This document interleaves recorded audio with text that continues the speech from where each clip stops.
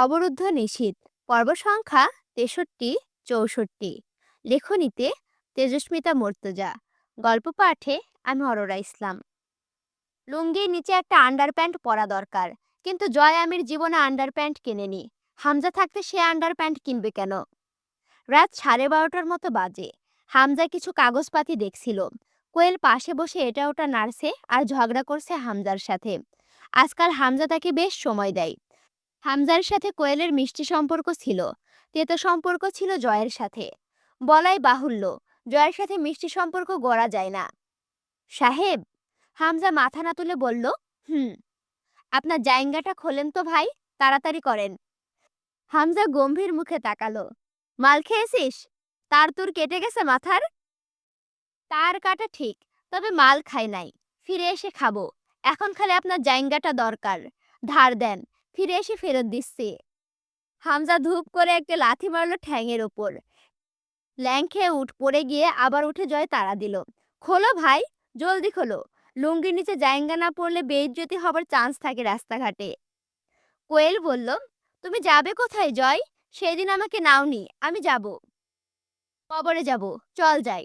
Mid night dating সেরে আসি। কবরে কি দোলনা আছে? আমি দোলনায় উঠব। আছে, সেই সাথে তোর আব্বাও আছে। সকাল বিকাল দুলতেছে ওখানে। চল বেইমান, সাক্ষাৎ করে চা পানি খেয়ে আসি। মজাই মজা ওখানে। কোয়েল কান্না জুড়ে দিল। সে কবরে যাবে, বাবার সাথে দেখা করতে যাবে। তুলি এসে ঝাড়া মেরে মেয়েকে নিয়ে বলল, বেহেলাস কেন তুই এত? ধর্মর সৃষ্টিকর্তাকে একটু ভয় কর। জয় মুখ বিকৃতি করল। সৃষ্টিকর্তা? কিসের সৃষ্টিকর্তা? আমার কোনো সৃষ্টিকর্তা নেই। There is no God. Fucking only I am my own good and creator. Otherwise, no one in the sky. তুলি গর্জে উঠল, চুপ নাস্তিক, বাজে কথা না বলে বের হতো। তোর কথা শুনলে গা জ্বলে আমার। তোর মতো শয়তানের আবার সৃষ্টিকর্তা কি? তুই তো বহিষ্কৃত। জয় হো হো করে হাসলো। তুলি দাঁত খিচে বলল, তোর সৃষ্টিকর্তা নেই না? তোদের থাকলে থাকবে হয়তো, কিন্তু মূলত ওইসব কিছু থিওরিটিক্যালি আর প্র্যাকটিক্যালি কোনোভাবেই নেই। নয়তো মানুষ এত ডাকে, হা হা হা। No has any religion or creator in the whole universe. Sweetheart, ওসব আল্লাহ বিল্লাহ কিছু হয় না। আল্লাহ মাফ করো, জয়ের এই ধারণাটা ভুল ছিল। চুপ কর জয়। এই, যদি তোর সৃষ্টিকর্তা না থাকে, তোকে পয়দা কে করছে? নিজে নিজে এত বড় দামড়া শয়তান হয়েছিস? তুই নিজে নিজে জন্মেছিস? জয় হাসলো। বাপ, তুই তো রেগে যাচ্ছিস। তো আমাকে জন্ম দেয় আমার বাপ মা, এ পর্যন্ত ওদের দায় শেষ। এরপর বাকিটা তোর ওই পয়দা বল আর এত দামড়া হওয়া বল। ওইটার ক্রিয়েটর আমি, আমার যাই। আমার জয় আমিরের। আচ্ছা, জয় যে এখানে এখন যে কথাগুলো বলছে না, এখন আমাদের রাগ হওয়াটা খুব স্বাভাবিক। যতই যেমনই পরিস্থিতি হোক না কেন, তাই বলে যে আল্লাহকে স্বীকার করবে না, এটা কিন্তু খুবই বিরক্তকর ব্যাপার। তারপরেও তুমি মানে জয় যে কেন এরকম ধারণা যে বাবা মা জন্ম দিছে, তুই দামড়া হওয়া বল আর শয়তান হওয়া বল, ওটা কেন, এইগুলো সামনের পর্বে গিয়ে বুঝতে পারবা। যে জন্মের পরের কাহিনীগুলো বুঝতে পারবা। আর এখানে মূলত জয় নিজের রাগ থেকে এই কথাগুলো বলছে। তার আল্লাহর উপরে নারাজ, আল্লাহর উপরে রাগ থেকে এই কথাগুলো জয় আমির বলতেছে, বুঝছো? তুই নাস্তিক হয়ে কি পেয়েছিস? কি আছে তোর? অন্তত ধর্মবিশ্বাসটুকু রাখতে জীবনে। ফাটাবাস। এবার জয় আমির বলতেছে, তোরা আস্তিক হয়ে কারবার লাড়ছিস, তোর কি আছে? তুলি বলছে, তুই নাস্তিক হয়ে তো কিছুই পাসনি। আমার বিশ্বাসও নাই, পাওনাও নাই। সিম্পল হিসাব, বোঝো না শালির মেয়ে? অথচ তোরা বিশ্বাস রেখেও পাস না কিছু তোদের সে আল্লাহর কাছে। এটা দুঃখজনক। উম আমি কারো উপাসনা করি না, এবং কারো কাছে আবেদনও না, কোনো কিছুর জন্যই না। Joy Amir is the ultimate. তুলির আগে কিছু বলতে পারল না। জয় হাসল। He has no owner, he is the owner dear. তুলির মানসিক অবস্থা কেমন যেন হয়ে গেছে। দিনের পর দিন বোবার মতো চুপ থাকে। আর কিছু যদি বলেও, সেটা শুধু ক্ষিপ্ততা ছাড়া আর কিছুই থাকে না। মানসিক বিপর্যস্ত হয়ে গেছে পুরো। রিমি কতদিন ওকে তাহাজ্জুদ নামাজ পড়ে কাঁদতে দেখেছে সেসবের পর। তুলি এবার চিৎকার করে কিছু বলতে যাচ্ছিল। হামজা দারাজ গলায় ধমক দিল। পুরো বাড়ি ঠিক ঝড়ের আগের নীরবতার মতো থমকে উঠল। রিমি দৌড়ে বেরিয়ে এলো। অন্তুর ঘরের দরজায় দাঁড়ালো। সিঁড়িঘর থেকে কবির ভেতরে এসে দাঁড়ালো। তুলি পা ঝাড়া মেরে মেয়েকে নিয়ে রুমে চলে গেল। জয় দীর্ঘশ্বাস ফেলল। ভাবি, একটা ফ্রেশ জাইঙ্গা এনে দেন তো। শালার জাইঙ্গার ধার করতে এসেও কেলেঙ্কারি হয়ে গেল। লুঙ্গির নিচে আন্ডারপ্যান্ট পরল। এগিয়ে এসে অন্তুকে দেখে ভুরু কুঁচকে মাথা থেকে পা দেখল। এরপর বলল, হোয়াট হ্যাপেনিং সিস্টার? এমনি তয় তৈয়ার হইয়া খাড়াইয়া আসো ক্যা? আব্বুর কবর জিয়ারত করতে যাব। হামজা এসে দাঁড়ালো। জয়, তুই কবিরকে নিয়ে বেরিয়ে যাব। অন্তু গলায় জোর দিয়ে বলল, আমি যাব। হামজা শান্ত স্বরে জয়কে বলল, যা যা, দেরি হচ্ছে তোদের। মেয়র সাহেব। হামজা তাকালো। অন্তু শান্ত স্বরে বলল, আমি আব্বুর কবর জিয়ারত করতে যাব। অন্তু এক ভুরু উঁচাই, ঘাড়টা কাত করে। ওরা কবরস্থানে যাচ্ছে? হ্যাঁ মেয়র সাহেব, ওরা কবরস্থানে যাচ্ছে। গলাটা ভরাট হয়ে এলো হামজার। তাতে কি? কিছুই তো না। আমি সঙ্গে যেতে চাই। হাসলো হামজা। আমি চাই না। অন্তু আগের চেয়ে নিচু গলায় বলল, আর এজন্য হলেও আমি চাই। মেয়র সাহেব, অন্তত পলাশ আসগরের ধরহীন মাথাটা দাফনের হবার সময়ে সেই স্থানে খুব কাছাকাছি থাকার জন্য হলেও যেতে চাই। ওর শেষকৃত্যের সহযাত্রী হতে চাই। আবদারটুকু পূরণ করুন মেয়র সাহেব। আপনি তো জনদরদি সেবক। দুজনের দুর্বোধ্য এক দৃষ্টি বিনিময় হলো। সেই দুই জোড়া চোখে আগুন জ্বলছে। ভিন্ন সেই আগুনের জ্বালনি। কারোটা কাঠখড়ি, কারোটা পেট্রোলিয়াম, কারোটা প্রজ্বলন, কারোটা দহন। সেই আগুন চোখে চেয়ে হামজা যখন আলতো হেসে আত্মসমর্পণের ভঙ্গি করল, দেখতে ভয়াবহ লাগলো। অন্তু তা অগ্রাহ্য করে মাথা চওড়া ওড়নাখানি কপাল অবধি টেনে নিয়ে বেরিয়ে গেল জয়ের পেছনে। পলাশের মাথাটায় পচন ধরেছিল। গরমের কাল, তার ওপর বস্তায় বাঁধা ছিল একদিন। খাদেম দাঁড়িয়ে কাঁপছে। ছোট্ট একটা শাবল দিয়ে মাটি খুঁড়ছে জয় তরুর কবরের পাশে। কবির বস্তা হাতে দাঁড়িয়ে। অন্তু ফটকের বাইরে দাঁড়িয়ে সেই দিন আব্বুর জন্য দোয়া করছিল, কিন্তু কাঁদেনি। আব্বুর সাথে কথা বলল, তবুও কাঁদল না। আব্বুর কবরটা ডান পাশের সারিতে, তরুরটা অপর পাশে। সেই কবরের ডান পাশে জয় পলাশের মাথাটা পুতল। অন্তুর আব্বুটা নেই। ডাক্তার বলেছিলেন, পলাশ যেভাবে থেতলে মেরেছিল আমজাদ সাহেবকে, তাতে করে পরে সেই সব দূষিত রক্ত জমাট হয়ে টিউমার এবং তা থেকে ক্যান্সার হওয়ার প্রবল সম্ভাবনা রয়েছে। অন্তু খেয়াল করলো তার যন্ত্রণা হচ্ছে না। কবরের ফটক ধরে তীক্ষ্ণ চোখে চেয়ে দেখলো জয়ের দক্ষ হাতের দাফন কার্য। অন্তুর মা কাছে নেই, ভাবে অন্তঃসত্ত্বা। সে পড়ে আছে এক কারাগারে। সে যতই গলাবাজি করুক, সে আছে খুখার অধিপতিদের হাতে থাবার নিচে। তবুও অন্তুর কোনো দুঃখ নেই, একটুও কষ্ট লাগছে না। জয় সারা দেহে মাটি মেখে এসে দাঁড়ালো। অন্তু কাঁদছে না। তার মুখে এক ফোঁটাও কাতরতা নেই। জ্বলজ্বল করছে মুখখানি। এখনো চেয়ে আছে পলাশের মাথার কবরের দিকে। জয় ডাকলো, ঘরওয়ালি। অন্তু তাকালো। হুম। কাজ শেষ, যাবো আমরা? থাকবে নাকি? বেশ তো লাগছে। জয় হাসলো, অথচ তার খেয়াল অন্তুর নির্লিপ্ত মুখটার দিকে। তাতে সপ্তপর্ণে ফুটে আছে অদ্ভুত হাসি। এ অন্তু কেমন যেন। শুধু প্রতিবাদী অন্তু বোধহয় সরল ছিল। সেই প্রতিবাদের সাথে এখন কি যুক্ত হয়েছে? আগেরবারেও এখানে এসে অন্তু পাগলের মতো কেঁদেছে।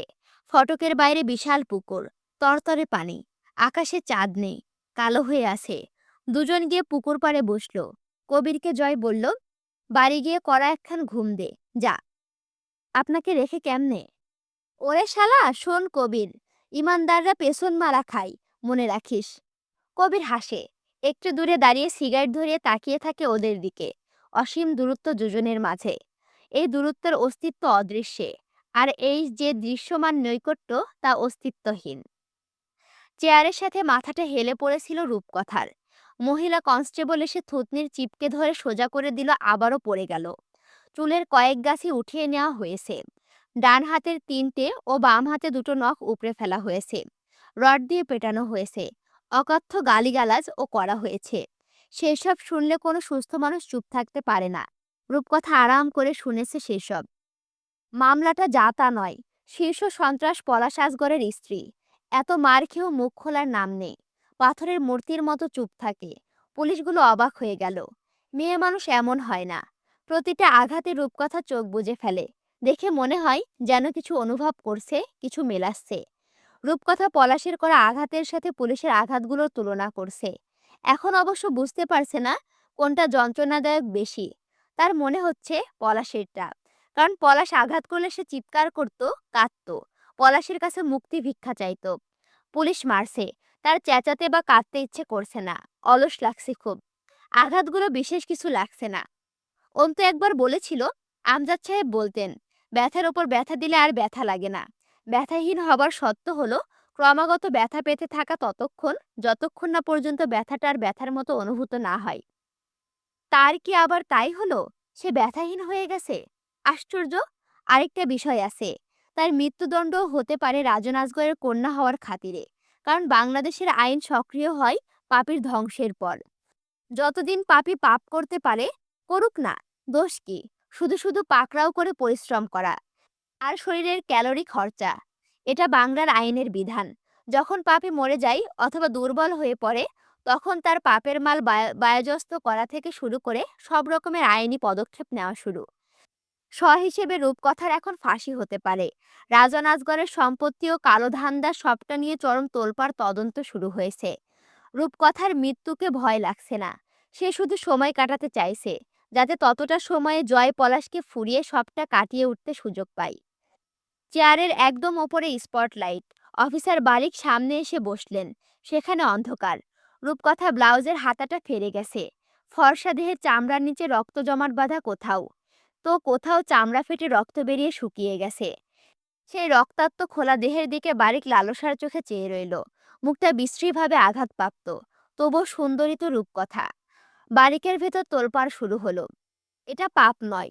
রিমান্ডে 3rd ডিগ্রি টর্চারে নারী কয়েদিদের ধর্ষণের নজিরও আছে। ওসব কোনো ব্যাপার না, সব জায়েজ। বারিকের আদেশে লোহার একটা রড গরম করে আনা হলো। বাহানা করে রূপকথার ছেঁড়া ব্লাউজের আরেকটু ফেরে আঁচল নামিয়ে দিল। লোহার রড গরম হয়ে আগুনের হলকার মতো লাল টকটকে হয়ে গেছে। তার রূপকথার চামড়ায় ঠেকতেই স্যাপ করে শব্দ হয়ে নরম চামড়াটা গলে গেল। রূপকথা একটু আর্তনাদ করে উঠে দাঁতে দাঁত চাপে। এরপরে ছ্যাঁকাটা রূপকথার বুকের স্পর্শকাতর নরম অংশে ঠেকানো হলো। রূপকথা হাসল। লোকে শুধু পলাশদের দোষ দেয়। বোকা বাঙালি! কত পলাশ আইন রক্ষাকারীর ইউনিফর্ম পরে জীবন কাটাচ্ছে, তার খবর বোকা বাঙালি রাখবে? বারিক কি পলাশ নয়? হুম? ভাবনায় পড়ল রূপকথা। বারিক বোধহয় পলাশের চেয়েও খারাপ। পলাশ তো পাগল, পলাশ তো খারাপ, খারাপই। কিন্তু বারিক? রূপকথার বুকের মাংস অনেকখানি ঝলসে গেল গলে। হাতের বাহুতে গর্ত তৈরি হলো মাংস ক্ষয়ে। জ্ঞান হারিয়ে চেয়ারে হেলান দিয়ে পড়ল। উচিত ছিল মেঝেতে লুটিয়ে পড়া। পড়ল না। হাত পা কাঠের চেয়ারে বাঁধা। বারিক বিরক্ত হলো। এখন আবার হাসপাতালে সারাতে হবে। কাজের কাজ হলো না, কোনো তথ্য দিল না।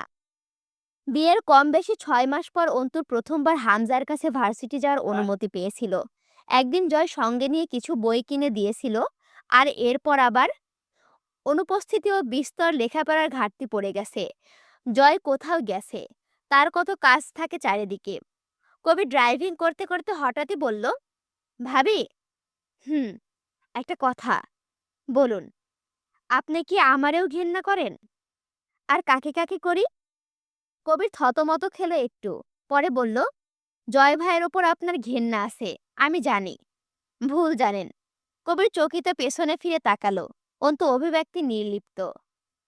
আপনি খুব অদ্ভুত। তাই নাকি? কবির আবার তাকালো একবার। অন্তু বলল, সামনে তাকিয়ে ড্রাইভিং করুন, নয়তো দুজনে সোজা পরকালে পৌঁছে যাব। কবির একটু লজ্জিত হাসলো। আমি কত বেয়াদবি করছি আপনার সাথে। ও কিছু না। ক্ষমতার দাপটে কত কিছু করে লোকে। ওসব আমাদের ধরতে আছে নাকি? ধরে কত খেসারত গেল, দেখেছেন? আপনি কিছু করেননি, করেছে আপনার ক্ষমতা।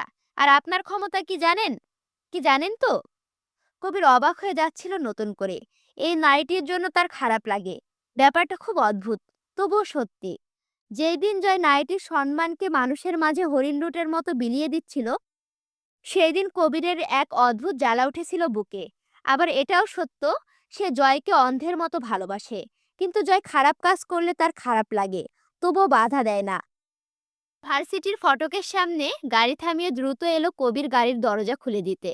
অন্তু নিজে দরজা খুলে নেমে বলল, এসব আনুষ্ঠানিকতা দেখাবেন না আমার সঙ্গে। আমি বিশেষ কেউ নয়। আগে যেই ভার্সিটিতে পড়া এক সাধারণ মেয়ে ছিলাম, আজও তাই আছি। কোনো পাপিষ্ঠর ঘরের বউ হওয়াটা সম্মানের নয়। কবির মাথা নিচু করে আস্তে করে বলল, আমি ক্লাস শেষে নিতে আসব। আসবেন। অন্তু ভেতরে চলে গেল। কবিরকে দেখে ছেলেরা এগিয়ে এলো। জয় আমিরের খোঁজ চাইল। কবির তাকিয়ে দেখলো অন্তুকে। এবার দৃশ্যপট আবার থানার ভেতরে গেল, বুঝছো? পরাগের সামনে 4 জন কর্মকর্তা বসা, 2 জন কনস্টেবল দাঁড়িয়ে আছে। আজিম মালিথা জিজ্ঞেস করলেন, আপনার ভাইয়ের প্ল্যান কি ছিল? আউটডোর। দেশের বাইরে আছে? না, প্ল্যান তাই ছিল। তাহলে এখন? বেঁচে নেই হয়তো। একে অপরের দিকে তাকালো। বেঁচে নেই মানে? মানে মরে গেছে। ইয়ার্কি মারছেন? পরাগ হাসলো। রিমান্ডে বসে কেউ ইয়ার্কি মারে না। ওকে কে মেরেছে? তা তো বলতে পারি না। পারেন না? পারবেন পারবেন। কত না পারার পারা হয়ে যায় এখানে। পরাগ চুপ রইল। তাহলে এটা কিভাবে বলতে পারেন বেঁচে নেই? না থাকারই কথা। আপনি শিওর? ওরকমই। হাসলো কর্মকর্তারা। আজিম অদ্ভুতভাবে মাথা দোলালেন। মানুষ যে কোনো বিষয়ে 2টা শর্তে নিশ্চিত থাকে। 1, সে ঘটনাটা নিজে চোখে দেখলে। 2, কাজটা সে নিজে করলে। পরাগ নির্বিকার হয়ে বসে রইল। আজিম হাসল। আপনার ক্ষেত্রে প্রথমটা হওয়ার চান্স নেই, কারণ আপনি সেই রাত থেকে আমাদের হেফাজতে। হাত থেকে রক্ত পড়া অবস্থায় আপনাকে আটক করা হয়েছে। এখন বাকি থাকে দ্বিতীয়টা। এবার পরাগ বলতেছে, বুঝছো? পলাশ আজগরকে আমি মেরেছি। সেটা তো আপনি বলবেন আমাদের। না, তা বলবো না। কেন? মিথ্যাচার হবে। উঠে দাঁড়ালেন আজিম। নাটক পছন্দ না আমাদের। হেয়ালি শোনার চাকরি করি না আমরা। পরাগ হাসল। এমন আরো কত কিছু করেন যেসবের চাকরি করেন না আপনারা। বরং সেসব চাকরির দায়িত্বের বিরোধ।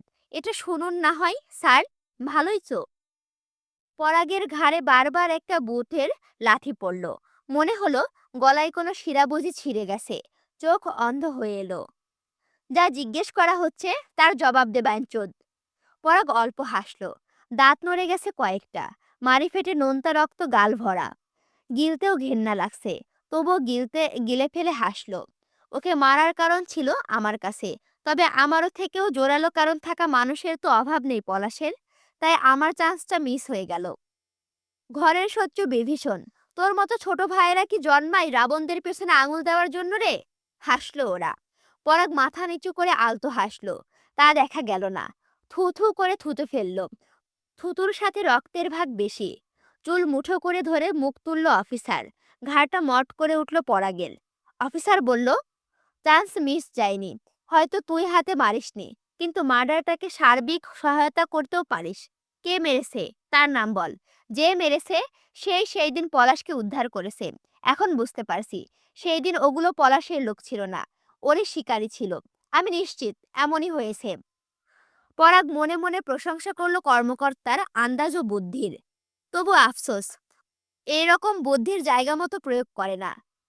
পরাগকে চুপ থাকতে দেখে হতাশ শ্বাস ফেলে ক্লান্ত হয়ে বসলো অফিসার। প্লাস তুলে নিয়ে পরাগের ডান হাতে তর্জনী আঙুলে ঠেকিয়ে বলল, বলে দে, টর্চার করার বিশেষ শখ নেই আমাদের। সেই দিন 2 জন কর্মকর্তা স্পটে মৃত্যু হয়েছে। শুধু নামটা বল। ধরে গরম তেলে ভাজবো ওই বাস্টারের বডিটারে। পরাগ চুপ। নখের মাথায় প্লাস বাঁধিয়ে একটানে নখ তুলে আনলো আঙুলের মাথা থেকে। আর্তনাদ করে উঠল পরাগ। শরীরটা বেঁকে এলো। এর চেয়ে মরণ ভালো। শরীরের যন্ত্রণা মাথাটায় ঝিমিয়ে আসছে। তার মাটাকে পলাশ কোথায় যেন লুকিয়েছে। ভয় ছিল পুলিশের কাছে সব গটগটিয়ে বলে দেবে। পরাগের চোখের সামনে ভেসে উঠল সালমার মুখটা। সে মাকে ভালোবাসে খুব, এমন নয়, তবে মা তাকে ভালোবাসে। যখন পরাগ মুস্তাকিন বানিয়েছিল তখন রোজ কল করে খবর নিত। ঢাকায় থাকতেও তাই। সে যখন পলাশের পাপের দায়ে জেল খেটেছে, সালমার অনুরোধে রাজন আজগর জামিন করেছিল পরাগের। অফিসার বলল, আহ, তুই মনে মনে তার নামটা নে, আমি শুনে নিচ্ছি। বল, উচ্চারণ কর তো একবার। কর কর, দেখি তোর মনে কার নাম শুনতে পাই কিনা। পরাগ চোখ বুজে অল্প হাসে। মনে মনে বারবার উচ্চারণ করে, জয় আমির হামজা, জয় আমির, জয় আমির হামজা, হামজা হামজা। অফিসার এবার নতুন পদ্ধতি অবলম্বন করলো। আলপিন দিয়ে পরাগের নখের ভেতর এলোমেলো খোঁচা দিতে লাগলো। নখের নিচের মাংসর স্বাদ থেকে আলাদা হয়ে উঠছিল নখগুলো। রক্তে ভরে উঠল হাতটা পরাগের। এতে সে অজ্ঞান হবে না বোধহয়, মরবে না, তবে প্রতি মুহূর্তে মরবে। নাম বল। পরাগ নিশ্চুপ। পরাগকে সেলের ছাদের হ্যাঙ্গারে উল্টো করে ঝুলিয়ে দেওয়া হলো। এক মুহূর্তে সমস্ত দেহের রক্ত মাথা মুখে ভর করলো। শ্বাস নিতে পারা যায় না এই অবস্থায়। হৃদযন্ত্রে রক্তের ঘাটতি, অক্সিজেনের ঘাটতি, পুরো শরীরে রক্ত চলাচলে বিঘ্ন ঘটে, সারা শরীর অসর হয়, অবশ। অফিসার আবার বলে, নামটা বল, ছেড়ে দেব এখনকার মতো। পরাগ হাত দুটো মাটির দিকে ঝুলে পড়ায় মাংসপেশিতে কঠিন টান লাগছিল। দেহের সমস্ত ভর জড়ো হচ্ছে নিচের দিকে, সহ্যের মাত্রা ছাড়াচ্ছে। পরাগ জানে তার মৃত্যুদণ্ড হবে। তার জীবনে পাপ ও দৃশ্যমান পাপের মতো দেখতে ভুল বোঝাবুঝি কম নয়। জয়ের নাম বলাই কোনো সমস্যা ছিল না তার, কিন্তু জয়ের কাজ ফুরোয়নি এখনো। ও জয় কাজবাজ ছেড়ে মরুক গে, পরাগের কি? জয় বাঁচতে চাইলে তাকে মারতে চাওয়া যেত। ও বেটা কখন জানি নিজে আত্মসমর্পণ করবে। পরাগের নাম বলতে ইচ্ছে করছে না, সে বোধহয় জ্ঞান হারাচ্ছে।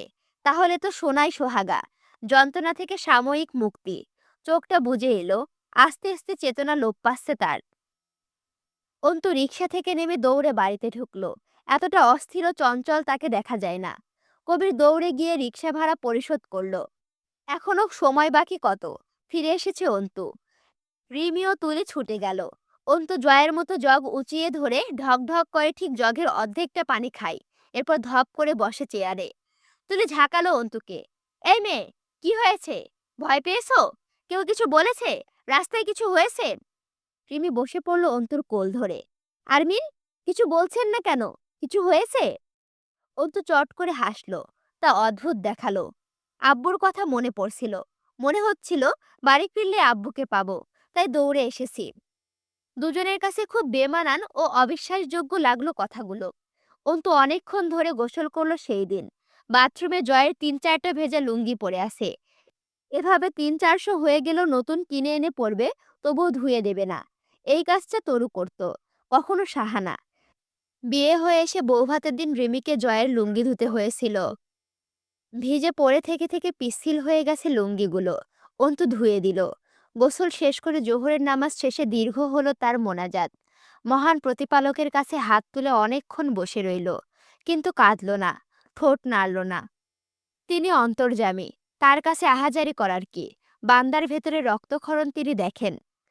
বড় ঘরে পাহারা নিযুক্ত করা হয়েছে, সবগুলো দরজাপথে লোক মোতায়েন হয়েছে। অন্তু ফিরে এলো। সেই দিন দুপুরে খেলো না।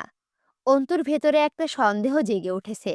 হামজা তাকে হঠাৎই ভার্সিটিতে যেতে দেওয়ার অনুমতিটা ঠিকঠাক লাগছে না। এবার দৃশ্যপট আবার রাতের বেলায় আসলো, বুঝছো? দুভাই ছাদে বসে অনেক রাত অবধি মদ খেলো। হামজা জিজ্ঞেস করলো, রূপকথার সঙ্গে দেখা করতে গেছিলি? কথা আপা কারাগারে সেফ না ভাই। কারাগারে সেফটির প্রশ্ন? দুজন হুহা করে হাসলো। এক প্যাক গিলে শান্ত হয়ে আকাশের দিকে তাকালো হামজা। জয়, হুম, কোন দিকে এগোচ্ছি রে আমরা? যদি একটু আধ্যাত্মিক শব্দের মাধ্যমে বলতে চাও তো, আমরা এগোচ্ছি কালগর্ভের দিকে। সময়ের গর্ভ? এবার জয় উত্তরে বলল, তাও যে সে সময় না, মহাসময়। দুজন মাতালের মতো হেলে দুলে হাসলো। হামজা সিগারেট দুটো টান দিয়ে চোখ ফিরিয়ে বলল, রাতে খেয়েছিস? পেট ভরা ভরা লাগছে, মনে হচ্ছে ভক ভক করে বমি হয়ে যাবে। গলায় আঙুল ঢুকিয়ে বমি কর, আজ আর গিলিস না। হামজাও শুয়ে পড়ল শটান হয়ে। সেলের বাইরে রূপকথা জয়কে দেখে হেসেছিল। জয় জিজ্ঞেস করলো, দিনকাল ভালো তো? রূপকথা উঠে এসে সেলের শিক ধরে দাঁড়ানোর চেষ্টা করে বলল, ভালোই তো। কেন এসেছিস? বেঁচে থাকতে ভালো লাগছে না? লাগবে না কেন? বেঁচে থাকার জন্যই তো বেঁচে থাকা। রূপকথাকে হাসপাতালে থেকে এনে সেলে রাখা হয়েছে। বাহুতে ব্যান্ডেজ জড়ানো, ছেঁড়া নোংরা শাড়ির আঁচল মেঝেতে ঘেঁষছে। সুন্দর মুখটা বিবর্ণ, অথচ ঠোঁটে হাসছে। ভয়ানক রহস্যে ঘেরা মলিন সেই হাসি। সে অনেকক্ষণ তাকিয়ে রইল জয়ের চোখের দিকে। জয় চোখ ফেরালো না, কিন্তু খানিক বাদে আচমকা যখন জয় হেসে উঠল একদৃষ্টে চেয়ে, রূপকথার বুকের ভেতরটা ছলকে উঠল সেই হাসিতে। শরীরটা শিরশির করে কেঁপে উঠল জয়ের চোখে তাকিয়ে। জয় তখন জোরে করে হেসে উঠল। রূপকথা এগিয়ে এসে ছেলের ভেতর থেকে হাত বাড়িয়ে হাত ধরল জয়ের। কি করেছিস তুই জয়? কি চাস জীবনে? এত প্রশ্ন কেন? জবাব দিলেই তো হয়। এই কথাটা বলল রূপকথা, আর এত প্রশ্ন কেন এই কথাটা জয় বলল। না দিলেও হয়, আসলে আমি কিছুই করতেছি না, লাইফ এনজয় করতেছি। কেন এসেছিস? এলাম ঘুরতে ঘুরতে, জেলখানা একটা ভালো পর্যটন কেন্দ্র হতে পারে। হামজা ভাই সংসদে সিট পেলে দেখি এই ব্যবস্থা করা যায় কিনা। দুজন বসলো, একজন সেলের ওপারে একজন এপারে, কিন্তু বসলো কাঁধে কাঁধ মিলিয়ে। মাঝখানে লোহার শিকের ফারাক। রূপকথা আচমকায় বলে, তোর কি আমাকে দেখে কষ্ট হচ্ছে জয়? হচ্ছে তো। কষ্টে বুক ফাটে, পাতিল হাড়ি কুত্তায় চাটে, এইরকম ধরনের কষ্ট হচ্ছে। রূপকথা হাসলো। আমার স্বামীকে মেরে ফেলেছিস? তোমার স্বামীকে? ছি, মেরে ফেলবো কেন? না মেরেই ভালো করেছিস। জয় রূপকথার বাহুকে থকথকে গলিত মাংসর দিকে চেয়ে রইল। ব্যান্ডেজ আলগা করে ফেলেছে রূপকথা। জয় হাসল। আমার নাম জানতে চাইছিল ওরা? না। পলাশ কোথায় তা জানতে চেয়েছিল। আমার কাছেই পলাশ ছিল। এই তথ্যটা মূলত দরকার ছিল ওদের। বলে দিলে ছেড়ে দিত। কিন্তু বলতে ইচ্ছে করল না। জয় গা দুলিয়ে হাসল। জয় বলল, জয় আমিরের ওপর রক্তের ঋণ চাপিও না।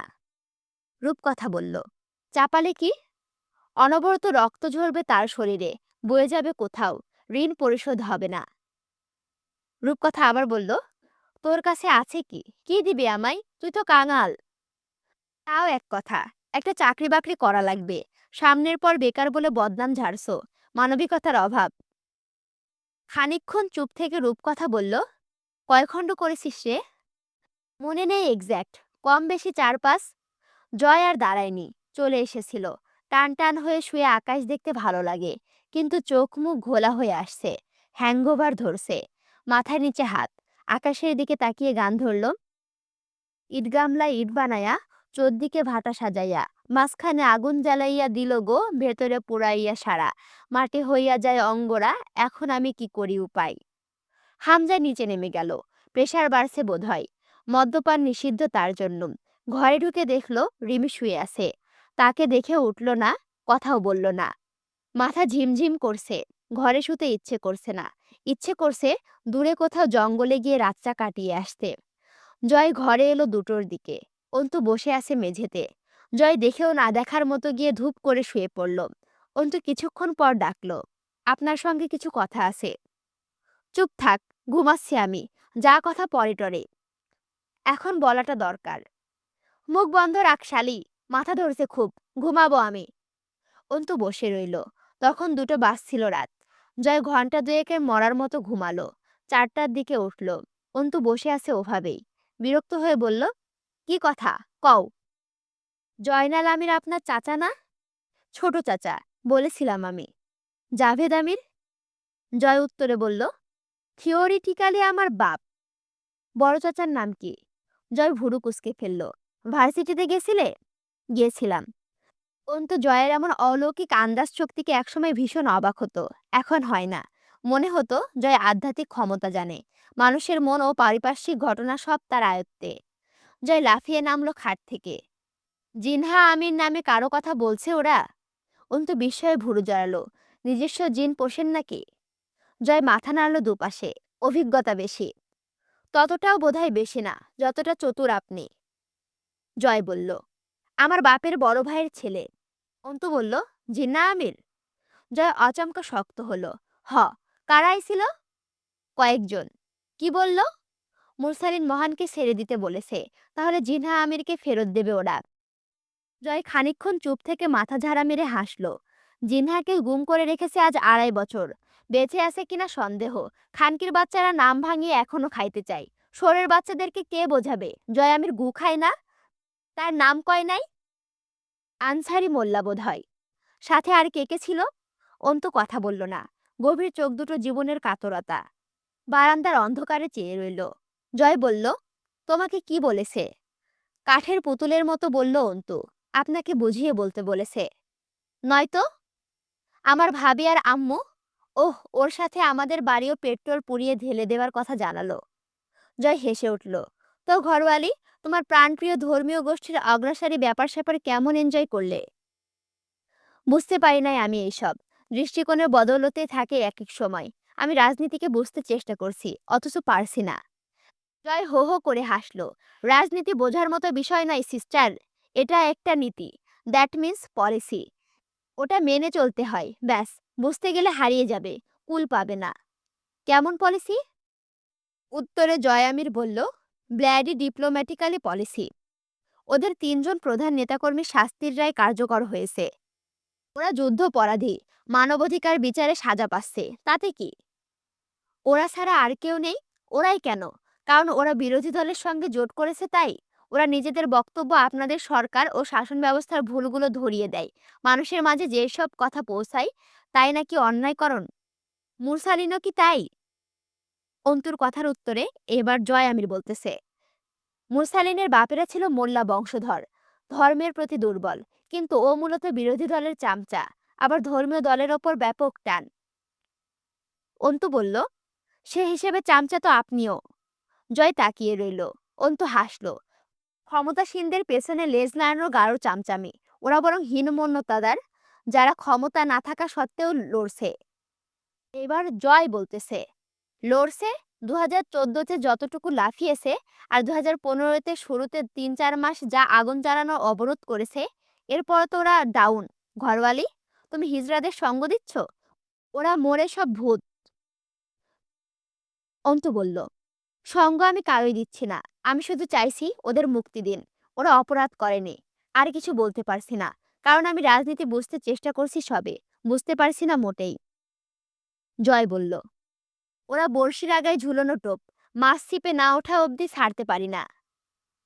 অন্তু বলল, ওরা এমনিতেও দুর্বল, থেমে গেছে সেই কবে। তবুও এখন ওদের দলের লোক দেদারাস কারাগারে যাচ্ছে, মামলা খাচ্ছে। আর কত? অন্তত বাচ্চাগুলোকে মুক্তি দিন। জয় মেঝের ওপর টান টান হয়ে শুয়ে পড়ল। অন্তু খাটের সাথে হেলান দিয়ে বসে বলল, কেন করছেন এসব বলুন তো? জয় কিছুক্ষণ চোখ বুজে শুয়ে রইল। ফজরের আজান শেষ হলো। ওরা যুদ্ধপরাধী, মানবাধিকার বিরোধী কর্মকাণ্ড করা জঙ্গি গোষ্ঠী, যারা মুক্তিযুদ্ধের বিপক্ষে আর পাকিস্তানিদের পক্ষে কাজ করেছে সে সময়। এই জন্য রাজনৈতিক কর্মী হিসাবে ওদের ঘৃণা করাটা নিয়ম। অন্তু বলছে, আর তাতে ক্ষমতা হাসিল খুব সহজে, কি বলেন? জয় হাসল। ওটা হামজা ভাইয়ের জন্য, আমার ওসব কিচ্ছু না। অথচ আপনি নিজেকে কর্তন পর্যায়ে নিয়ে দাঁড় করিয়েছেন, যেখান থেকে ফেরার পথ নেই। মেরে ফেলবে? মৃত্যু আপনার জন্য নয় জয় আমির, মৃত্যু তাদের জন্য যারা মৃত্যুকে ভয় পায়। মৃত্যু অন্তত আপনার শাস্তি হতে পারে না। জয় নিঃশব্দে হাসল কেবল, কিছু বলল না। আজ আমাকে ভার্সিটিতে যেতে দেওয়া হয়েছিল, কোনো বিশেষ ব্যাপার নাকি? কি করছেন ওদের সঙ্গে? জয় দুপাশে মাথা, এই ব্যাপারটাকে সাইড করে মাথা নেড়ে ভুরু উঁচিয়ে গম্ভীর কণ্ঠে জিজ্ঞেস করলো, তোমার কি হয়েছে? অন্তু তাকালো জয়ের দিকে। তাদের দুজনেই নীরব। এই বোঝাবুঝির মাঝে যে অসীম বিরোধ, তার কোনো পরিণতি নেই। ভাবির বাচ্চা পেটের ভেতরেই অসুস্থ, আম্মু কল করেছিল। ব্যাপারটা মঙ্গলকর, তোমার ভাই নাই, বাচ্চাটা থাকা মানে ভাবির জীবন ক্ষয়। অন্তু কঠোর চোখে তাকালো। জানো আর আপনি? দৃশ্যপট সকালবেলায় আসলো। সকালবেলা জানা গেল কবিরকে গ্রেফতার করা হয়েছে। হামজা পটোয়ারি পৌরসভার মেয়র। তাকে সরাসরি প্রথমে আনা হলো না আইনি জিজ্ঞাসাবাদে, কিন্তু খুব শীঘ্রই যে আনা হবে তা চিরন্তন সত্য। জয় আমির খাড়া দুপুরে বড় ঘরে উপস্থিত হলো। পেছনে অন্তু। জয় গলা চেপে ধরল অন্তুর। তুই কোথায় যাচ্ছিস? অন্তুর তপ্ত শ্বাস জয়ের হাতে পড়ছিল। আরো শক্ত করে চেপে ধরল গলাটা জয়। রুমে যা, কুপিয়ে কেটে ফেলবে একদম। হয় কুপিয়ে কাটবেন, অথবা আমি আপনার সঙ্গে বড় ঘরে যাব। জয়ের চোখে রক্ত ছুটে বেরোচ্ছে।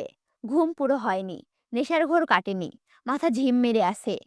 ছেড়ে দিল গলাটা। কথা বলতে ইচ্ছে করছে না। ব্র্যাক ভরে রান্না হয়েছে, খেতে দেওয়ার জন্য বাড়ির মহিলাদের দরকার। মুরসালিনের সামনে জয় সেদিন অবধি সেভাবে বসেনি, ওকে জিজ্ঞাসাবাদ করেনি। যা করার বাপ্পি, সোহাগ, আজাদ আর প্রধানত হামজা করেছে। সেই দিন প্রথমবার জয় আমির সৈয়দ মুরসালিন মহানের সম্মুখে হলো। চাটাই পেতে দেওয়া হলো। সবাইকে একসঙ্গে খাওয়ানো হলো সেই দিন অবরুদ্ধ কুঠুরিতে। জয় ওদের সাথে বসে প্রগ্রাসে গিলল। খেতে খেতে মুরসালিন বলে, জয়, মনে পড়ে তোর এভাবে দিনের পর দিন দস্তরখানায় বিছিয়ে কলাপাতায় খাবার খেয়েছি এক পাতে? জয় তাকালো না, কথাও বলল না। অন্তু ওদের পেট পুটে খাওয়ালো, যত সম্ভব যত্ন করে খাওয়ালো। তার মুখ উজ্জ্বল হয়ে উঠেছে। অভুক্ত বাচ্চারা খাচ্ছে, নিদারুণ খিদে আর পিপাসা ওদের। পরনের পাঞ্জাবি ছেঁড়াফোড়া নোংরায় ঢাকা। প্রায় বিকেল হয়ে এসেছিল, কিন্তু বড় ঘরে একসময় কালো আলোর অস্তিত্ব নেই। আব্দুল আহাদকে কয়েক লোকমা খাবার মুখে দিয়ে গলগল করে বমি করে ফেলল, এবং শেষের দিকে বমির সঙ্গে রক্তের ছোপ উঠে এলো। অন্তু বসলে আব্দুল আহাদ অন্তুর হাতখানা চেপে ধরে। আবারও বমি করতে চায়। পেটে খাবার পড়ে না কতদিন ঠিক মতো। লালা ঝরল শুধু, সাথে রক্ত। জয় গপাগপ আরামে খেয়ে উঠল। আব্দুল আহাদ মেঝের ওপর টান টান হয়ে শুয়ে পড়ে। অন্তু জগ ভরে পানি এনে মাথায় দেয়। খাওয়ার পানি চাইল, কিন্তু খেতে পারল না। অন্তু এক দৃষ্টে চেয়ে থাকে আব্দুল আহাদের জীর্ণ মুখটার দিকে। অন্তু যতবার বড় ঘরে এসেছে, বাচ্চারা স্বস্তি পায়। সবাই অন্তুর দিকে চাতকের মতো চেয়ে থাকে, কিছু আশা করে। তারা জানে না অন্তুর হাত বাঁধা। এটাও জানে না অন্তু আজ ভীষণ নিষ্ঠুর, উদ্দেশ্যপ্রবণ, স্বার্থপর। অন্তু কিছুই করল না। সে আজ একটু তামাশা করতে চায় না। জয় আমিরের সঙ্গে আপাতত সে একটু রেষারেষি চায় না। সে এখানে আজ ইনিয়ে বিনিয়ে থাকতে চায়। জয়ের সঙ্গ চাই তার, ততটা গভীর সঙ্গ যাতে সে জয় আমির নামক অতল গহ্বরে অন্তত মুখটার আপাতত হদিশ পায়। বাকিটা সে বুঝে। সে জয় আমিরকে আত্মস্থ করেছে। সে জয় আমিরকে বিভিন্নভাবে বিভ্রান্ত করে, কখনো খেপিয়ে তুলে, কখনো অতিরিক্ত বাড়াবাড়ি করার নামে খুলে পড়ে দেখে নিয়েছে। শুধু জানা বাকি কিছুটা, তা জানলে যে কোনো একটা গাঢ় সিদ্ধান্ত। ওরা অনেক দিন পেট ভরে খাবার পেয়ে কেউ সইতে পারছিল না। চোখ মুখ উল্টে আসছিল। অসুস্থতা বাড়ল সবার। অন্তু জয়ের খুব পাশে গিয়ে বসে। জয়ের এঁটো হাত খুব ধীরে পানি ঢালতে ঢালতে বলে, দেখতে ভালো লাগছে না ওদের দুর্ভোগ?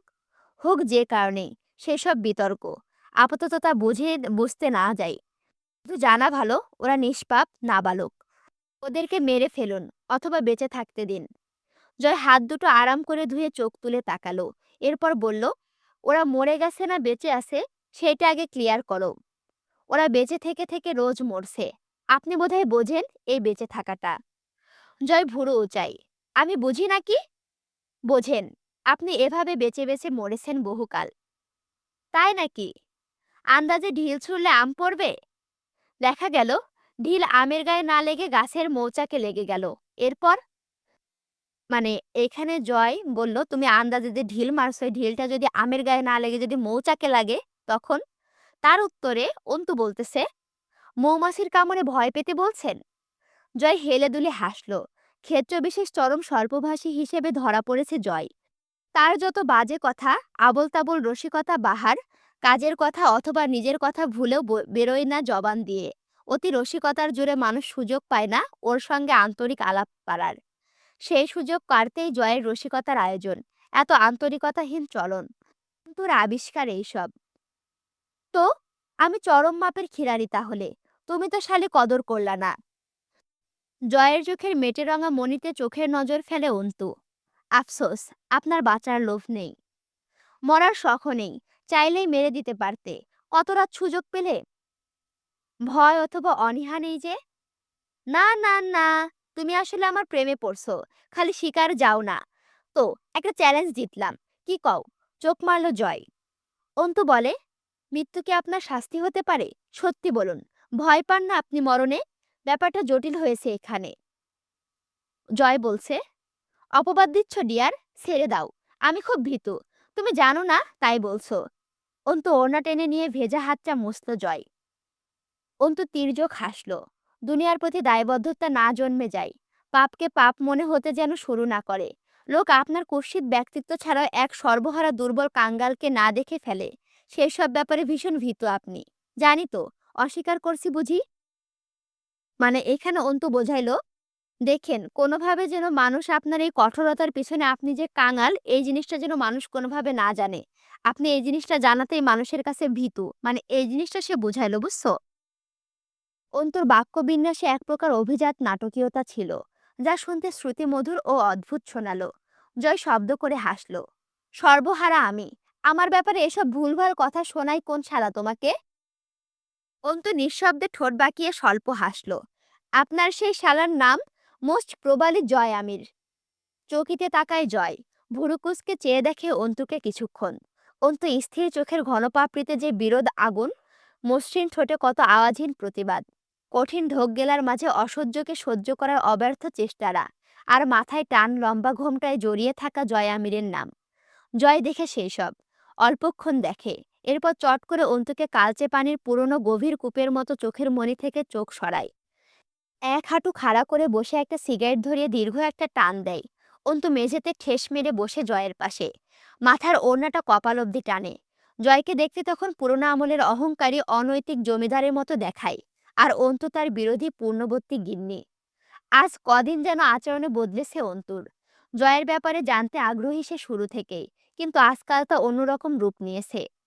বসে থাকে দুইজন অনেকক্ষণ, কেমন যেন পারিপার্শ্বিক হালটা। ২৭টা ক্ষতবিক্ষত বন্দি দেহ ছড়িয়ে ছিটিয়ে আছে এক বিশাল আলো বাতাসহীন ইস্পাতের গুদামে। তার একপাশে দুটো নরনারী পাশাপাশি খুব কাছে বসে থেকে চুপচাপ। কেউ কারো দিকে একবারও তাকায় না। প্রজ্ঞারও শ্বাসের ওঠানামা চলে কতক্ষণ, নিগারু রহস্যের পাক ঘুরে সেই শ্বাসের অদৃশ্য কুণ্ডলী হাওয়ায় মেলনে। জয় নিজের বাঁ হাতে তালু মেলে ধরে অপলক চেয়ে থাকে সেদিকে। ভাগ্য নাকি ভবিষ্যৎ দেখার প্রয়াস।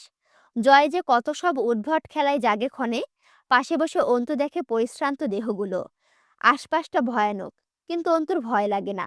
বিশাল বিশাল লৌহচুল্লি, ছাই, কয়লা, রাসায়নিক পদার্থ, ছাঁচ, হাতল, নোংরা চটের বস্তা, মানুষের হাড়, লোহার খণ্ড, কার্বন কোক সংরক্ষণে পাত্র, লোহার তৈরি খাম্বার আকৃতির বিশাল বিশাল গোলক, কত কি ছড়িয়ে আছে। টিমটিমে বাতি জ্বলছে, আধো অন্ধকারে ভাবসা দুর্গন্ধ সব মিলিয়ে। অন্তু সেসবে চোখ নিবদ্ধ রেখে আস্তে করে ঠোঁট নাড়ায়। আপনাকে আমি এর চেয়ে বেশি অসহায় হিসেবে দেখব জয়ামির। আমি জানি, দেখব। আপনার অসহায়ত্ব আর সবার মতো কাতর আর দৃশ্যমান হবে না। আপনি হাসবেন, খুব হাসবেন সেই দিন একবার।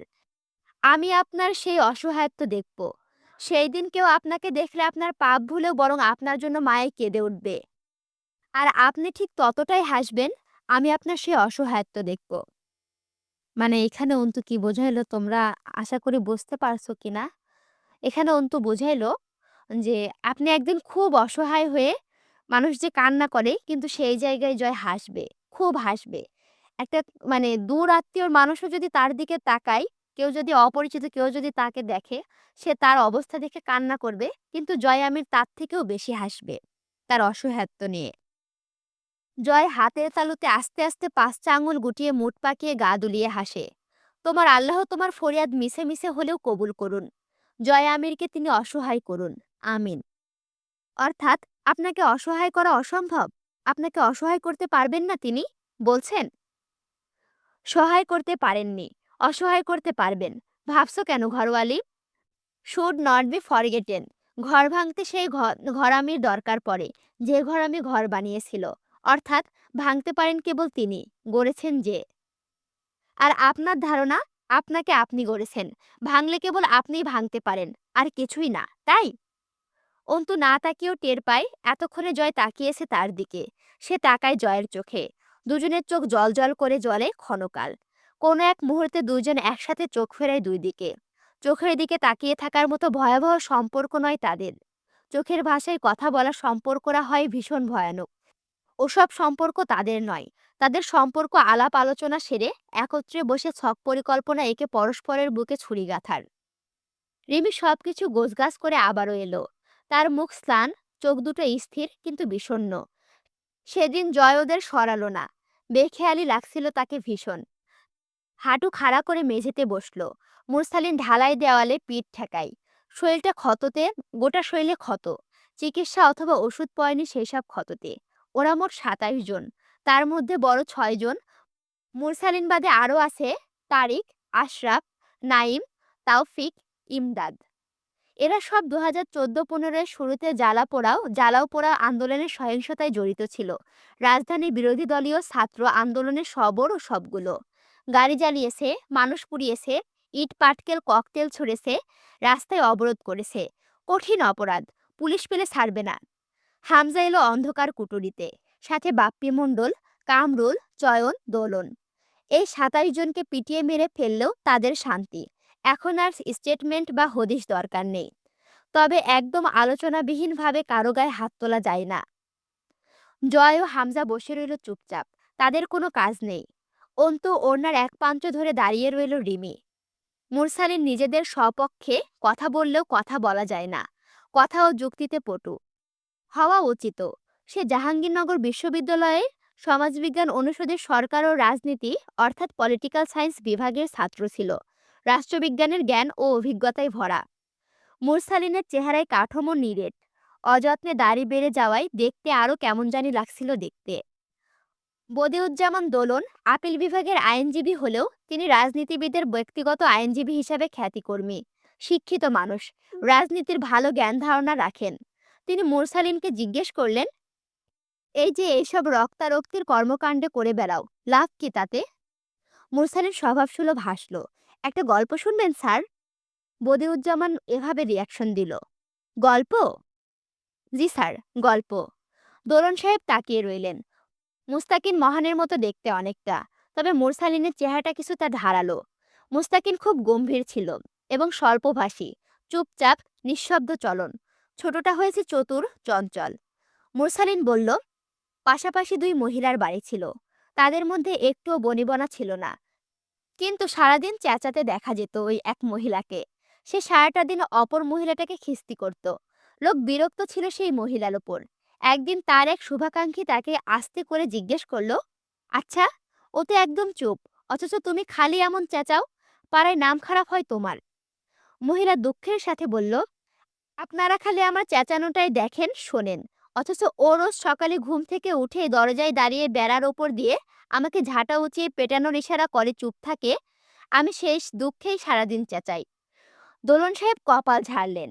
মুরসালিন হাসল। আপনি কি বুঝতে পারছেন আমার কথা স্যার? দোলন সাহেবকে পেরিয়ে চয়ন এগিয়ে এলো। শৌরের বাচ্চা, তোর ফায়দা পেশাল শুনতে আসি নাই আমরা এখানে। দোলন সাহেব চয়নকে সরিয়ে দিলেন। বললেন, তোমার অপরাধ কি জানো তুমি? বর্তমান সরকার ও সরকার বিরোধী আমি, এটা আপনাদের ধারণা। আমাদের ধারণা সত্যি নয়, আংশিক সত্য। বদিউজ্জামান বলল, বাকিটা মিথ্যা কিভাবে? মুরসালিন বলল, সেটা গুরুত্বপূর্ণ নয়। আচ্ছা, পরে শুনছি। কিছুক্ষণ চুপ থেকে দোলন সাহেব বললেন, শিক্ষিত ছেলে তুমি, জানাশোনা নেহাত কম নয়। পথটা কি ঠিক তোমাদের? মুরসালিন জবাব দিল না। সাথে সাথে চতুর লোকটার দিকে অনেকক্ষণ তাকিয়ে থাকলো। প্রশ্নের ধরন ও গলার স্বরে মানুষকে নিজের কাছে নিজেকে অপরাধী বানিয়ে ফেলার ক্ষমতা রাখেন দোলন সাহেব। স্যার, আমি নিরপেক্ষ কেউ একজন। নিরপেক্ষ? হাসলেন দোলন সাহেব। জি স্যার। আপনি বিশ্বাস করতে পারছেন না বোধহয়। না পারারই তো কথা, তাই না? আমি কোনো দলের সমর্থক নই। আমি শুধু কার্যক্রমগুলোকে সহ্য করতে না পারায় ব্যর্থ। আবার আপনাদের সমর্থন করা যায় না বলে ওই যে বাকিদের করতে পারি, এটাও কঠিন ভুল। তাই নাকি? অথচ তুমি কোনো এক দলের প্রতি অনুরাগী।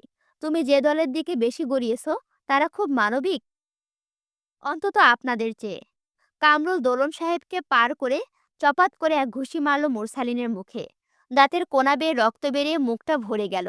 মুরসালিনের হাত খোলা ছিল, তবুও প্রতিক্রিয়া দেখালো না কোনো।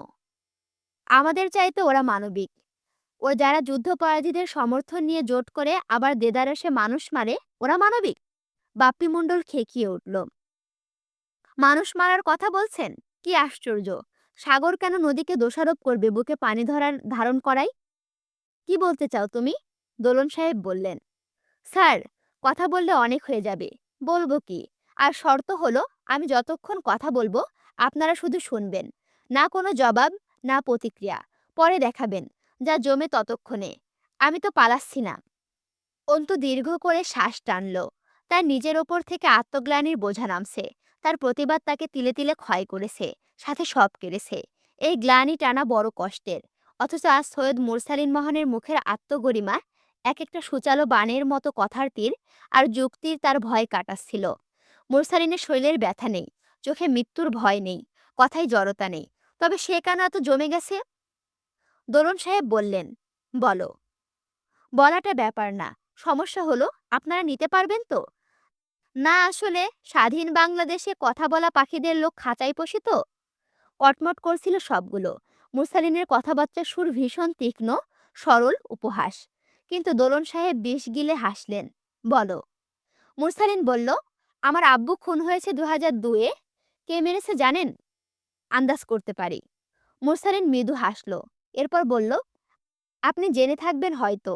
সেই বছর বিরোধী দলীয় প্রধানের নির্দেশে 85 দিনের একটা অপারেশন চলেছিল। সন্ত্রাসবাস নিপাতমূলক ব্যবস্থা, অপারেশন ক্লিন হার্ট। যদি বলেন ওই দলকে সাপোর্ট করার একমাত্র কারণ বলো, সেই একটা কারণ এটা হতে পারে। দোলন সাহেব হেসে উঠলেন। এই একটা কারণে তুমি ডুম হয়ে গেলে? কাঁচা বুদ্ধি তো না তোমার, বিবেচক তুমি। মুরসালিন হাসল। মিছামিছি সুনাম করবেন না। আর আমি ডুম হইনি স্যার। একটা মাপকাঠি পেয়েছি মাত্র। আপনাদের পক্ষ থেকে বাংলাদেশ আজ অবধি কি পেয়েছে? কি? স্যার? না হয় নাহ, বহুত কিছু পেয়েছে অবশ্য। সেসব থাক। মূলত তথাকথিত স্বাধীনতা যুদ্ধে জিতে পাওয়া এই তথাকথিত স্বাধীন বাংলাদেশ আজ অবধি বাংলাদেশের রাজনীতি দখলে থাকা কোনো পক্ষের কাছেই কিছু পায়নি। শুধু ক্ষয় ছাড়া। অবশ্য কি পেল সেটা বিষয় না। কিছু পেয়েছে এই অনেক। মুরসালিনের গা জ্বালানো কথাবার্তায় স্থির থাকা দায়। দোলন সাহেবের জন্য ওরা চুপ করে বসে আঙুলে মেঝেতে খুঁড়তে লাগলো। দোলন সাহেব কেমন করে যেন হাসলেন। স্বাধীনতা যুদ্ধের বিরোধিতার গন্ধ আসছে তোমার কথা থেকে। মুরসালিন হেসে ফেলল। অর্থাৎ আমি সেই সকল রাজাকার যুদ্ধপরাধীদের অন্তর্ভুক্ত। দিন শেষে স্যার ফাঁসি। দেশের শত্রু দশের শত্রু, নিপাত হোক নিপাত হোক। এমদাদ সমস্বরে বলে উঠল, নিপাত হোক। একটা ঝংকার উঠে গেল এবার সমস্বরে। নিপাত হোক নিপাত হোক। সেই সব ক্লান্ত কণ্ঠে মলিন উপহাস। মুরসালিন বলল, স্যার, বর্তমানে যে দেশে কয়টা দল শীর্ষে আছে তাদের একটাও দেশ পরিচালনাকারী নয় স্যার। চোষক, শোষক, মিশ্র, ভণ্ড, সব স্যার। সবাই শুধু দেশটাকে হাতে রাখতে চায়। তবে এটাও ঠিক, চাইবে নাই বা কেন? তাদের সবার কারো না কারো কর্তৃত্ব আছে সেই মহান মুক্তিযুদ্ধে। তার একটা প্রতিদান তো সবারই প্রাপ্য। সেই প্রতিদানটা না হয় দেশের গদি, যা কেউ ছাড়তে রাজি নয়। মুরসালিন হাসল। ছাড়বেটাই বা কেন? কারো বাপের দেশ, কারো স্বামীর দেশ। ছাড়ার মতো ব্যাপার নাকি? উত্তরাধিকারী সূত্রে আইনিভাবে দেশ তাদের। কিন্তু সমস্যা হলো স্যার, ভাগী শরিক অনেক, কিন্তু দেশ একটাই। আমরা যতই নিজেদের দুঃখ বলি, সবচেয়ে বিপদে কিন্তু স্যার দেশেই আছে। ভেবে দেখুন, একা সে কতজন হবে? কতগুলো লোক মিলে তাকে পাকিস্তানের শাসন থেকে মুক্ত করেছে। ভারতবর্ষ থেকে ইংরেজ যাবার পর সেখানেও এমনই হয়েছিল, জানেন তো? যেসব বিপ্লবীরা ইংরেজ তাড়িয়ে ভারত স্বাধীন করলো, স্বাধীনতার পর তাদের গদি নিয়ে এদের মধ্যে কাড়াকাড়ি লেগে গেল। স্বাধীনতার পর নিজেদের এই দেশ ভাগ বটোয়ারি নিয়ে আরও ভয়াবহ পরিস্থিতি তৈরি হয়েছিল, যা ইংরেজ সরকারের আমলের চেয়েও ভয়ানক। কারণ গৃহযুদ্ধের চেয়ে ভয়ঙ্কর কিছু নেই। অন্তু নিমেষেষে তাকিয়ে শুনছিল সব। তার বুকটা কাঁপল। ইচ্ছে করলো মুরসালিনকে বাধা দিতে। মুরসালিনদের বাঁচাতে হবে। ওরা ফুরিয়ে গেলে কেয়ামত হবে দুনিয়ায়। অন্তুর মনে হলো, মুরসালিনের ভাবনার মতো খাঁটি ভাবনা আর হয় না। দেশের সব দলই তো একমাত্র ক্ষমতা চাই, নিজেদের অস্তিত্বের যোগান, অর্থাৎ ক্ষমতা। কেউ তো ছাড়তে চায় না, কেউ ত্যাগ করতে রাজি নয়। কিন্তু মুরসালিনের কি ভয় পাওয়া উচিত নয়? ওকে মেরে ফেলবে এরা। তারপর এভাবে বসবে, এভাবে ভাববে কারা এসব? দোলন সাহেব শক্ত হয়ে বসে রইলেন। মুরসালিনের শর্ত অনুযায়ী সে কথা বলা যাবে না। মুরসালিন বলল, আমার আব্বা ছিলেন বাংলাদেশ সেনাবাহিনী প্যারা কমান্ডো ব্যাটালিয়ন। ওনার প্রাক্তনেরা ছিলেন শহীদ জিয়াউর রহমানের মতো কিংবদন্তিগণ। বলাই বাহুল্য, আব্বা কোনো দলের প্রতি সামান্য হলেও অনুরাগী ছিলেন। অপারেশন ক্লিন হাইটে পলাশ আজগরের বাবাকে দেশ ছাড়া এবং ওর দাদাকে বন্দি করেছিল তার জুনিয়ররা। পলাশ আজগরের দাদা কারাবন্দি অবস্থায় মৃত্যুবরণ করে। সেই শোধ নিতে গিয়েই পলাশ আজগর আমার খোঁজ না পেয়ে আমার বোনকে ধর্ষণ ও খুন করেছে। আমার ভাইকে জয় আমির আগেই মেরে ফেলেছে। স্যার, আমি রাজনীতিতে নয়, রাজনীতি আমাতে জড়িয়েছে। এসবের পরও নিরপেক্ষ থাকি কি করে? ব্যক্তি জীবনকে এড়ানো দায় স্যার। তার ওপর বংশ পরম্পরায় পাওয়া এই রোগ। ঘরে নিস্তব্ধতা নেমে এলো। জয় আঙুলের ভাঁজে চাবি ঘোরাচ্ছে বসে। হামজা লোহখণ্ডের ওপর আঁকিবুকি করছে। অন্তু খুব মনোযোগ দিয়ে শুনছিল মুরসালিনের কথা। জয়ের দিকে তাকালো। এক ফোঁটা অনুশোচনা অথবা অভিব্যক্তি পরিবর্তন নেই মুখে। বিরক্তিও নেই এইসব কথা শুনতে। আগ্রহ তো নেই। দোলন সাহেব বললেন, অনেক ভুল বোঝাবুঝি আছে তোমার মাঝে। মুরসালিন হাসল। মানুষ মাত্রই ভুল। চয়ন উঠে এসে মুরসালিনের সামনে দাঁড়ালো। হ্যাংলা পাতলা চেহারা, হাতের আঙুল 6টা, কালো কুচুটে চেহারা। দাঁতের মাড়ি চেপে ধরে বলল, সব কথার ওই এক কথা, দেশের স্বাধীনতা যুদ্ধে তোমার ব্যথা আছে। অশ্রাব্য এক গালি দিয়ে বলল, তুই রাজাকারই তো শালা। যুদ্ধে তোর আমিরদের ফাটেছে এক সময়, এখন তোরও ফাটে। আর কষ্টই যুদ্ধাপরাধী গড়ে সমর্থক না। মুরসালিন মাথা নাড়ল। এখনো বলছি। আর কি ঠেকাই? চয়ন একাধারে কয়েকটা কঠিন আঘাত করে গেল মুরসালিনের শরীরে। থ্যাতলানোর ওপর থেতলে গেল মুখটা। রক্তে মুখটা ভরে ওঠে। পুরনো চটা পড়া ক্ষত তাজা হয়ে উঠল সব। চয়ন বলল, তুই আন্দোলন করস, ওগুলো সাহায্য করস, আমাদের বিরুদ্ধে কথা তোলস। পুরোপুরি এক চিজ তুই শালা। তুই বাটপারি, নাটকির পুত। তোরে জিন্দা কবরে গাইরা রাখমু একদম। মুরসালিন কিছুটা সময় নিল, হাত দিয়ে রক্ত মুছল, কয়েকটা শ্বাস নিল জোরে জোরে। এরপর বলল, কোনো দলের জন্য নয় সেসব। ব্যক্তিগত সমস্যা আমার মানুষের দুর্ভোগ দেখে টুকটাক হাত চুলকাই। তোমার ধারণা নয় খালি, গোড়া থেকে ভুল। ভীষণ শান্ত মানুষ হিসেবে আবিষ্কৃত হলেন দোলন সাহেব। রাখছেন না, কাউকে বাধাও দিচ্ছেন না, সুন্দরভাবে মুরসালিনের মানসিকতাকে নিয়ন্ত্রণ করতে চাইছেন। মুরসালিন একটু গুছিয়ে নিয়ে বলল, তাহলে তো অনেক পেছনে যেতে হয় স্যার। কত দূর? দোলন সাহেব হাসলেন। মোঘল আমলে? না, অত দূর না। ভারত বিভাগের কাছে গেলে আপাতত চলবে। চললেই হলো। স্যার, এই পৃথিবীতে যতগুলো দেশ স্বাধীনতা আন্দোলনে লড়েছে তারা সবাই ছিল এক এক নম্বরের স্টুপিড। আপনারা ওই জোয়ান শরীরে গরম রক্ত, ভীষণ অ্যাডভেঞ্চার চাই স্যার। শরীরে তাজা রক্ত কোনো কিছুর বিরুদ্ধে যেতে রক্ত টকবক করে তখন। আপনি জানেন, বেশিরভাগ বিপ্লবী যুবক ছিল। কামরুল উঠে বলল, তাই নাকি?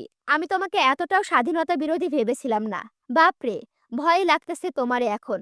পাকিস্তানের গোলামি করতে করতে শৌখিন তুমি, অথচ এতগুলা দিন বাইরে ঘুরছো। এখন তো দেখছি তোমাকে ফাঁসি দিয়েও শাস্তি পুরো করা যাবে না। মুরসালিন হেসে উঠল, দাঁতের ফাঁকে রক্ত জমাট দেখা গেল। বলল, শুলে শুলের অবস্থা থাকলে ভালো হবে। 5 খণ্ড করে দেশের এক একটা জাদুঘরে স্থাপন হিসাবে রাখলে ভালো। নাম ফলকে লেখা থাকবে, এরা দেশদ্রোহীদের মাঝে একজন সৈয়দ মুরসালিন মহানের দেশখণ্ড। কেউ হাত ছোঁয়াবেন না। দোলন সাহেব বরাবরের মতো শান্ত স্বরে বললেন, কেন এই বিরোধ? যুক্তিযুক্ত মানুষ তুমি, 2-4টি যুক্তি ব্যাখ্যা দাও শুনি।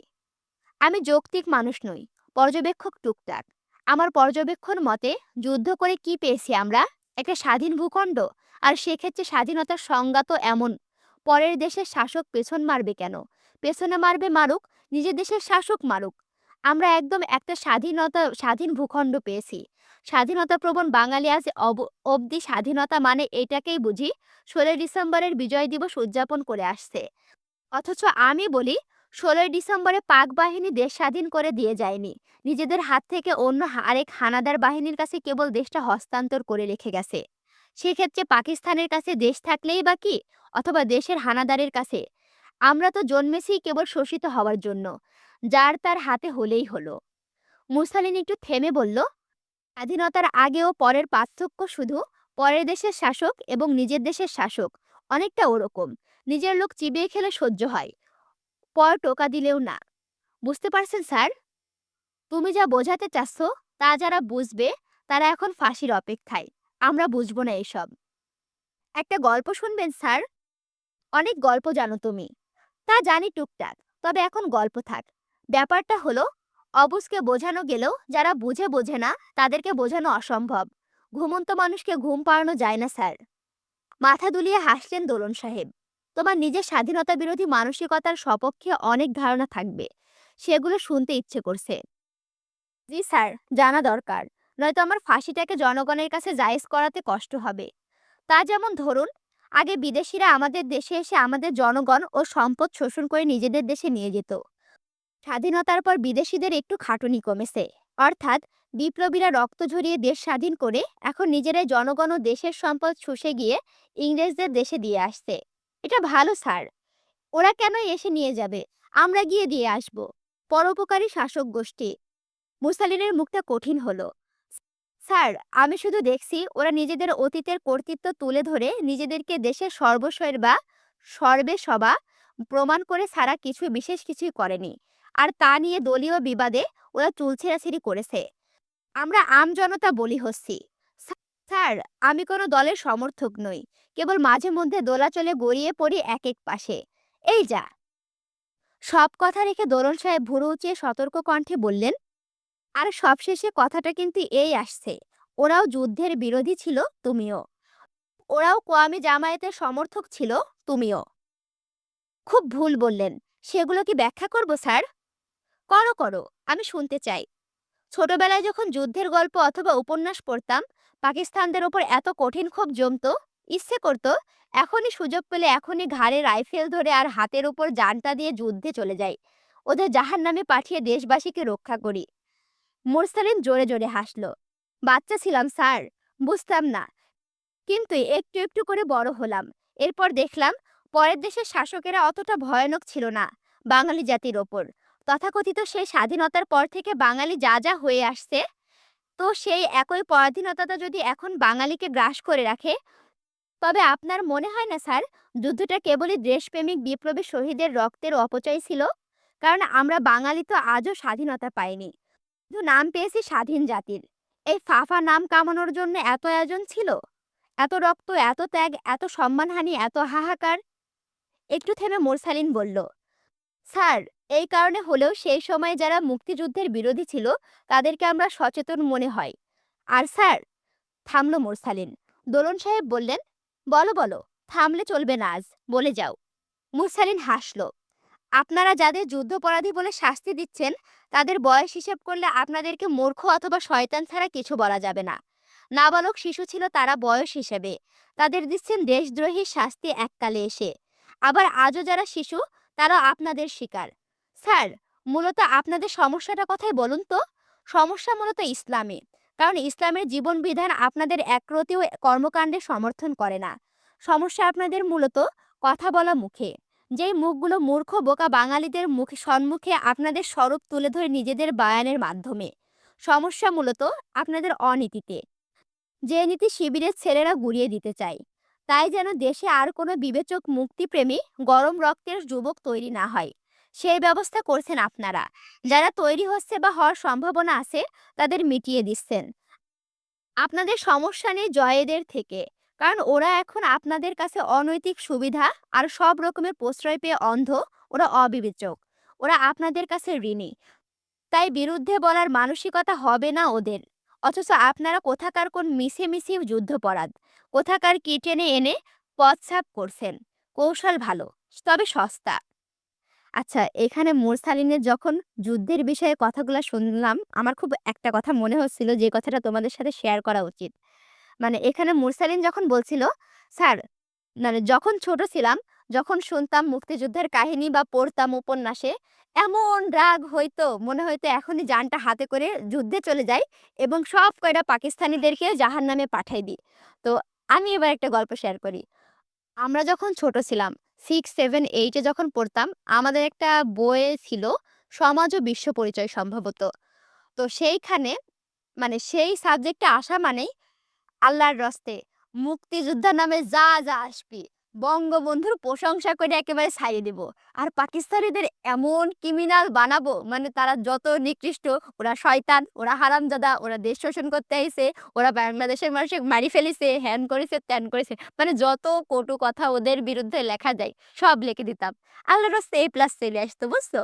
তো এখন সেই কথাটা মাথায় আসছে। তখন ছোট ছিলাম, তখন এইগুলাই মাথায় আসতো। কিন্তু এখন যখন দেখলাম, মানে আমাদের দেশে তো কিছুদিন আগে ওই যে আন্দোলন হলো না, কোটা আন্দোলন, সেখান থেকে কি দেখা গেল? সেইখান থেকে দেখা গেল মানে সবকিছুই আমাদের মানুষের প্রতি কি পরিমাণে নির্যাতন করেছে সবকিছুই তো সামনে আসলো। আয়নাঘর, হ্যান-ত্যান। তখন বোঝা গেল যে কি অবস্থা বাংলাদেশের মানুষের প্রতি। পাকিস্তানরা তো এক করতই, এদিকে বাংলাদেশের মানুষ তো ঘর বানা ফেলিছে। আয়নাঘর বানা ফেলে সেই জায়গায় মানসিকদের দিয়ে মারছে। ও তো মানসিক বাইরে মারতো, আর এ তো ঘরের মধ্যে নিজেই টর্চার করছে। যাই হোক, এগুলো ছিল আমার ব্যক্তিগত মতামত। আমার জাস্ট মনে হলো তাই বললাম। তোমরা ভিডিওতে বেশি বেশি করে রেসপন্স করো, লাইক, কমেন্ট, শেয়ার করো এবং এখনো যারা আমার চ্যানেলটি সাবস্ক্রাইব করো নাই, অবশ্যই সাবস্ক্রাইব করে পাশে থাকো। আল্লাহ হাফেজ।